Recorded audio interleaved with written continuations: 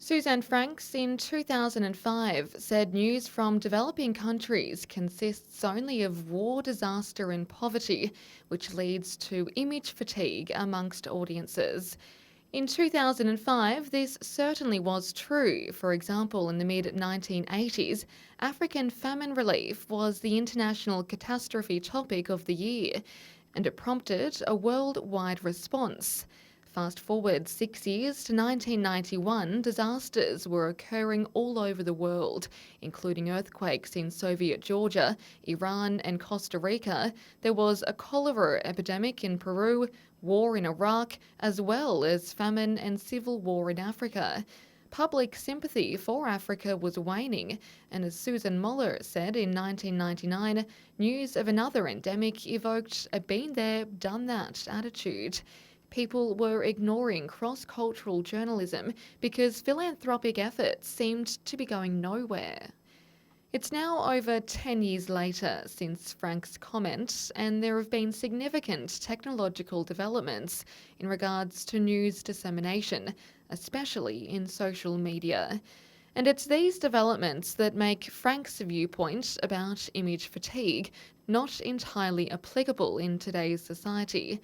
Generally, people will surround themselves with other people who share the same morals or ideology as their own. So it's expected this would occur in our online world too. But this produces what Dominic Spohr calls the filter bubble, where people's own prejudices are endlessly reinforced because that's all they see in their social media world. We also know that more people are getting their news solely from social media, exacerbating this filter bubble. Various scholars have confirmed the mass media, of which social media has become a huge part, plays an important role in the distribution of ideologies, which, as a result, contributes to public knowledge of culture. The types of stories and images in the media provide symbols, which an audience can then attribute to a different culture to their own. What do you think when you hear the words the Middle East? Is it religion, deployment, radicalisation, terror, war? Is it diverse culture, exotic food, family or home? In the Middle East, Islam is the most widely followed religion, and those who follow Islam are called Muslims. Media representation of Muslims in today's society is highly skewed. But one can argue that it's understandable in light of some of the worst terrorist attacks in modern history undertaken in the name of Islam. But Peter Manning says hostility towards Islam in the media has been happening long before September 11, an event which some scholars refer to as a turning point for the reinforcement of hateful attitudes towards other cultures. Manning cites the work of Edward Said, who uses the term Orientalism to describe the ways the West evokes a patronising attitude towards Middle Eastern, Asian and North African societies. Manning in 2006 said Orientalism was alive and well, and despite the media having over a decade to correct this misinterpretation, it has in fact gotten worse. In 2017, Crystal Paul and Sarah Becker found Islamophobia and anti-Muslim stereotypes had reached unprecedented levels, with Muslims in the United States experiencing especially intense stigmatisation. But that's not surprising, since their president, Donald Trump, had this to say about the religion. Do you think Islam is at war with the West? I think Islam hates us.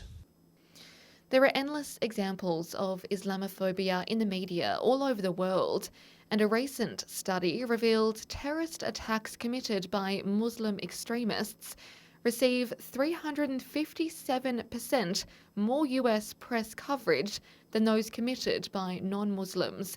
Islamophobia has become worse in our global society. It's seen clearly through recent attacks on Muslims, such as the Christchurch mosque attack in March this year, the London Bridge attack in the UK in 2017, the Quebec City mosque attack in Canada, the list goes on. In the social media filter bubble, these stereotyped media reports pour fuel on the fire in regards to Islamophobia. There is no image fatigue in today's society. People are paying attention more than ever. But because the media representation of these other cultures is distorted, the more frightening these cultures seem. Despite disagreeing with Susan Franks about image fatigue, the second part of her statement is undeniably timeless and is still relevant in this technological social media society. In order to correct today's cross-cultural media misinterpretation of different cultures, editorial policy must take a holistic approach when covering stories from these countries. To do this, there needs to be a further commitment from the press to portray the world accurately, to act socially responsible, to contribute to society's well-being and alert the public of threats and opportunities. These are all aspects of the social responsibility theory of the press. Siebert, Peterson and Schramm say the press is in a privileged position and is obliged to be responsible for carrying out certain essential functions of mass communication in contemporary society. The use of words, as Ibrahim Seeger-Shaw found in 2012, matters in cross-cultural journalism. According to his study, using words recklessly and uncaringly has far-reaching implications for intercultural communication, peace journalism and human rights journalism, and by extension, terrorism prevention.